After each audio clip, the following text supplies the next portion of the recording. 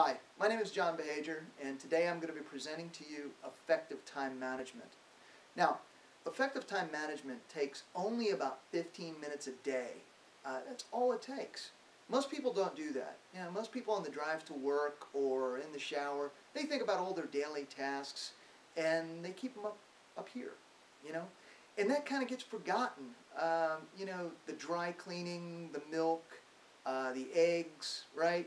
And at worst, hey, if we forget the milk or the eggs, we have to run back to Walmart, blow an hour on Saturday. Or if you forget your dry cleaning, you're wearing dirty clothes, right? So whatever the case might be, time management is a pretty important aspect. It actually makes you more productive. They say that the 5-5-5 rule applies. If you take 5 minutes a day and improve 5 things, in the course of 5 years, you'll actually have 5,000 improvements.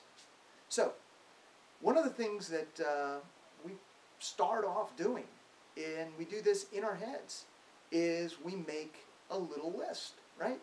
Now, these are big lists. This is actually big projects or big goals. You need to, as I always say, take your big rocks and you put them down on this list, okay? This list is going to be the big rocks. And what you're going to do is you're going to break them into little rocks, just like a prisoner does, right?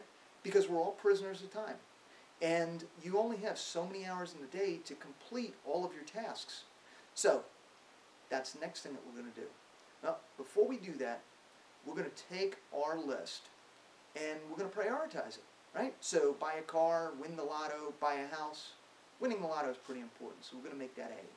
Buying a car, B, and buying a house, C. Now, here's the deal. When you prioritize your projects and goals, what you want to do is not necessarily worry about, which one's more important than the other, okay? This is, again, you can say, hey, win the lottery is a goal, and maybe buy a car is secondary, okay? But your priorities are going to change. So don't focus too much on setting the letter priorities. But here's the ticket. If you go up to the letter Z, okay, and you run out of letters, something's wrong. You should not have 26 major projects or major goals. And if you do, I'm sorry, I can't help you, okay? So you want to take these and you would condense them into your most important products and goals. Now, if there's daily things that you have to do, I'll talk about that here in a moment, okay? But, again, these are the big rocks. These are the ones that you're going to break into little rocks, and I'm going to show you what I mean by little rocks now. So the next thing that you need to do is you need to make a list for all of your projects and goals. You need to break them into the little rocks. Winning the lotto requires picking my lottery number, buying a ticket. Buying a car requires figuring out my monthly budget, right? Pick out a car I like. Shop for a car I like, right? Of course, get the financing for the car. And then, of course, pick up the car. Buying a house, right? Pretty much the same. Figure out a monthly budget. Shop for a house I like. Send an offer for the house. Mortgage the house. Okay, signing of the house. And then, of course, moving into the house, which is a project in itself, right? But, again, that goes on your list, right? That's a big rock. Great, I bought the house. Now I go and I put that on my list as a big rock. So, now I've got my little rocks that make up that big rock. And the next thing I'm going to do is I'm going to sit down and I'm going to make myself a daily list. This is that 15 minutes I told you about.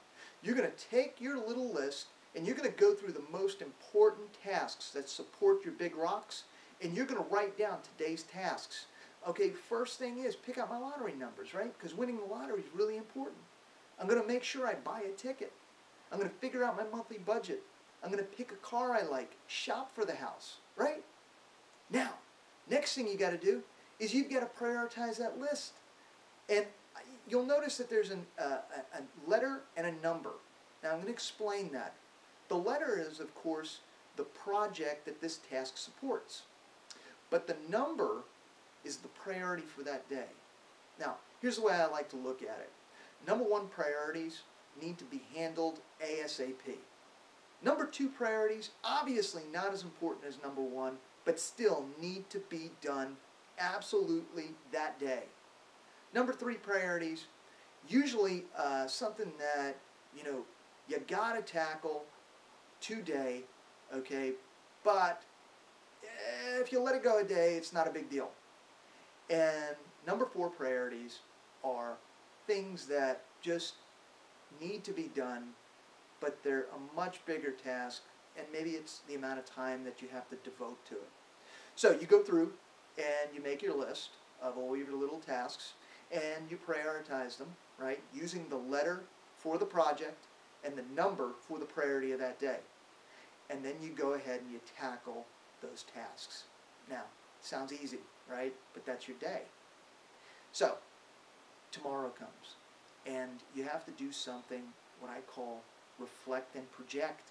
This is where we look back at yesterday, what we scratched off our list, and we go ahead and we take the items that are still outstanding and we move them to tomorrow, or rather today. Okay? And you have to understand, you're not going to carry over that B3 and the C4, figure out my monthly budget and shop for a house. No, what you're going to do is you're going to take the task.